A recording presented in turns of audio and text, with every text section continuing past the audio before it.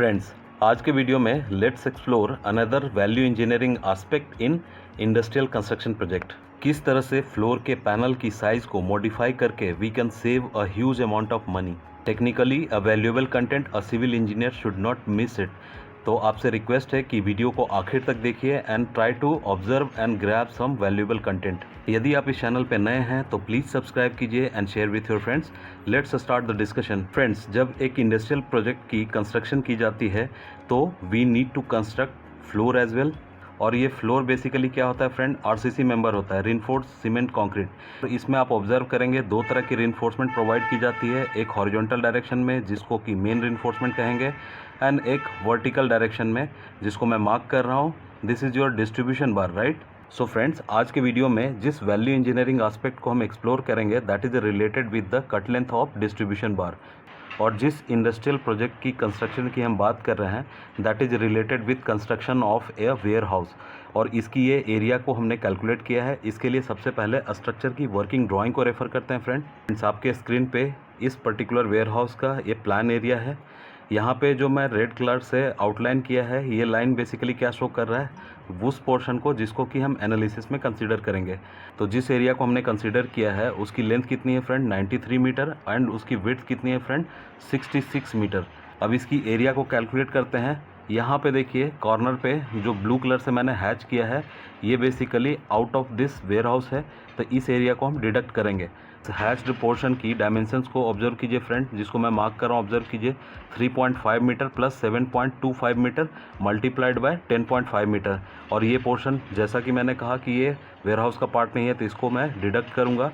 तो यहाँ पे एरिया को मैंने कैलकुलेट किया और ये वैल्यू निकल के आती है 6025.125 मीटर स्क्वायर एरिया, राइट।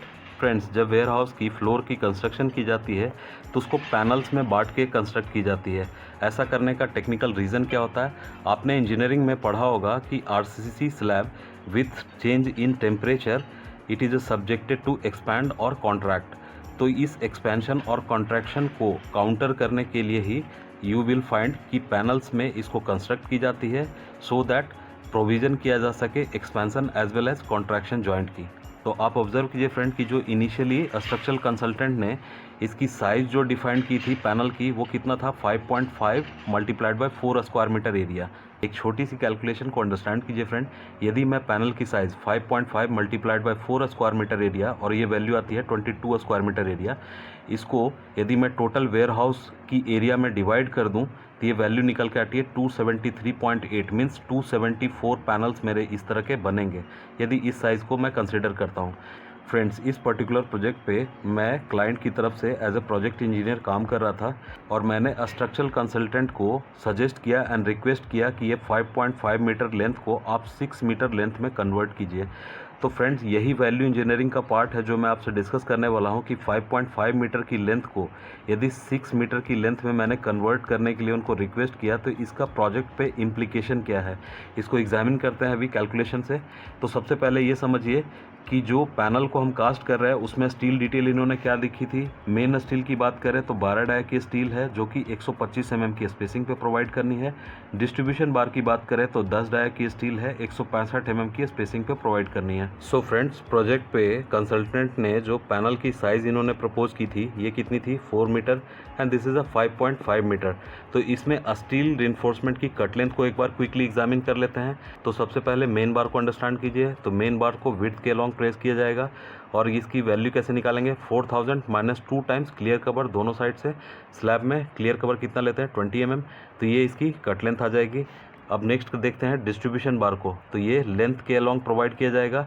तो 5500 माइनस 2 टाइम्स क्लियर कवर, तो ये इसकी कट लेंथ आ जाएगी। और नंबर ऑफ डिस्ट्रीब्यूशन बार को यहाँ कैलकुलेट कर लेते हैं। मेन बार की कैलकुलेट करने की ज़रूरत नहीं है क्योंकि हम वैल्यू इंजीनियरिंग एग्जामिन करेंगे डिस्ट्रीब्यूशन बार के लिए। तो यहाँ पे नंबर्स के लिए सिंपल सा formula, span divided by spacing plus 1। तो स्पैन कितना हो जाएगा friend, 4000 minus 2 times clear cover दोनों साइड से डिवाइडेड बाय 165 जो स्पेसिंग दी हुई है, तो ये वैल्यू आती है 25। मीन्स आप इस तरह से वर्टिकल डायरेक्शन में 25 नंबर ऑफ स्टील को प्लेस करेंगे। सो फ्रेंड्स आप ऑब्जर्व कीजिए कि 5.5 मीटर जो पैनल की साइज़ थी अब इसको चेंज करके 6 मीटर कर दिया गया है। तो इससे क्या इम्प्लीकेशन होगा, इसको एक कंपैरिजन स्टडी से अंडरस्टैंड करते हैं। ओरिजिनल जो प्रपोज प्लान था और आफ्टर चेंज के बाद क्या होगा, इन दोनों कैलकुलेशन को यहाँ पे आपके सामने दिखाया है, प्लीज़ ऑब्जर्व कीजिए। ओरिजिनल पैनल का साइज़ कितना था friend, 5.5 multiplied by 4, 22 square metre area. तो नंबर ऑफ पैनल्स जो कि प्रीवियसली भी हमने कैलकुलेट किया 274 पैनल्स आ जाएंगे, राइट। अब देखेंगे फ्रेंड कि कितना स्क्रैप जनरेट होगा डिस्ट्रीब्यूशन बार की स्टील को प्रोवाइड करने के बाद।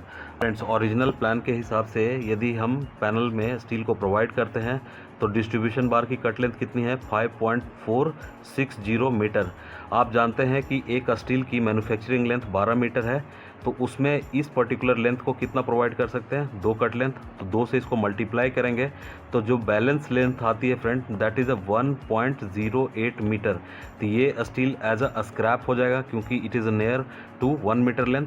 तो आप देखेंगे कि एक पैनल में टोटल कितने स्टील हम प्रोवाइड कर रहे थे, 25, और इसको मल्टीप्लाइड कर दीजिए 1.08 से, तो टोटल कितनी हो गई, 27 मीटर की लेंथ हैज़ अ स्क्रैप की तरह जनरेट होगा। तो टोटल स्क्रैप कितना जनरेट होगा डिस्ट्रीब्यूशन बार से, यदि हम इस पूरे वेयर हाउस की फ्लोर की कंस्ट्रक्शन की बात करें तो 27 मीटर लेंथ एक पैनल में जनरेट हो रहा है, 274 पैनल्स है, तो ये टोटल मीटर लेंथ निकल के आ जाएगी इन दोनों को जब मल्टीप्लाइड करेंगे तो। और 10 डाया की स्टील हम यूज़ कर रहे थे जिसका कि यूनिट वेट कितना होता है 0.617 kg पर मीटर। अब इसको आप मल्टीप्लाइड कर दीजिए टोटल लेंथ से और डिवाइड कीजिए 1000 से, तो मीट्रिक टन में कितना आ गया फ्रेंड, 4.56 मीट्रिक टन। इतना स्टील सिर्फ स्क्रैप की तरह जनरेट हो जाएगा जिसको कि कहीं भी आप यूज़ नहीं कर सकते हैं। फ्रेंड्स अब ऑब्जर्व कीजिए कि जो पैनल की साइज़ है 5.5 मीटर से यदि 6 मीटर चेंज कर दी गई तो क्या क्या चेंजेस होंगे। पैनल की size 6 multiplied by 4, 24 square metre area. Warehouse की टोटल एरिया में यदि आप इसको डिवाइड करेंगे 24 से तो कितना निकल के आ जाएगा, 251 पैनल्स।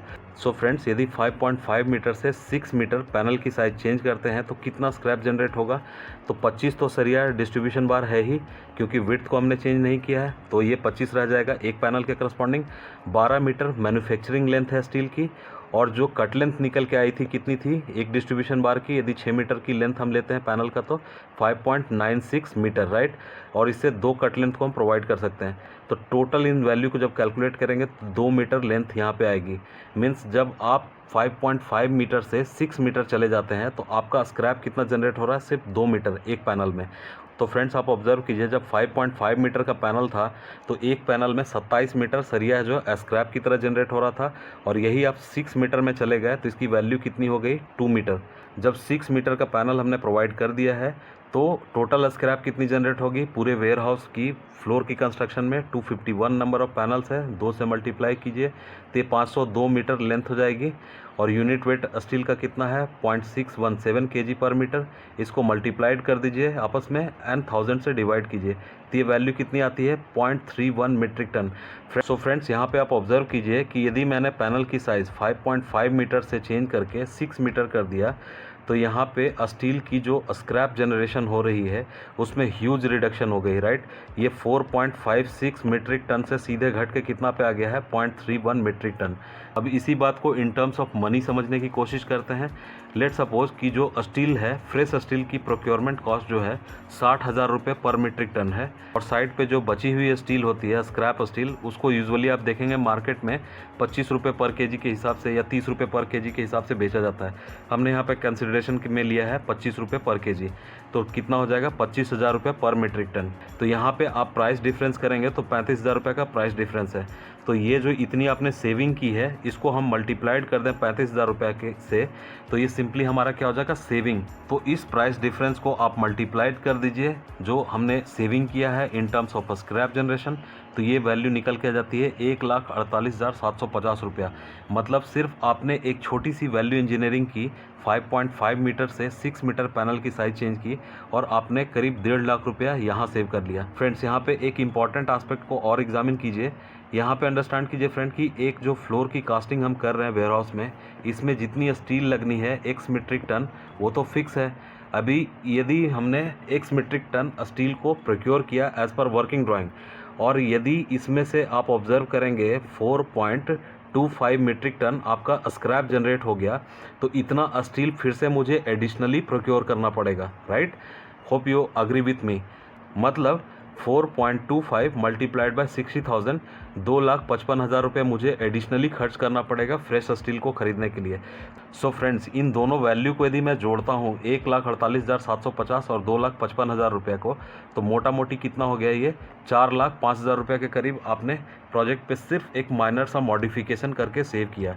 फ्रेंड्स, यहाँ पे एक बहुत इंपॉर्टेंट बात को समझिए कि एक जब इंडस्ट्रियल प्रोजेक्ट का कंस्ट्रक्शन होता है तो वहाँ पे सिर्फ एक वेयर हाउस या एक यूनिट का कंस्ट्रक्शन नहीं होता है, वहाँ पे 6, 7, 8 इस तरह से अलग अलग यूनिट्स को कंस्ट्रक्ट की जाती है। तो इस पूरे यूनिट्स के कंस्ट्रक्शन में जो फ्लोर में डिस्ट्रीब्यूशन बार की कितनी ह्यूज क्वांटिटी होगी, तो सिर्फ एक माइनर सा चेंज करके you can save huge amount of money. Friends, इस वीडियो में वैल्यू इंजीनियरिंग के इसी एस्पेक्ट को अंडरस्टैंड करना था, एक्सप्लोर करना था।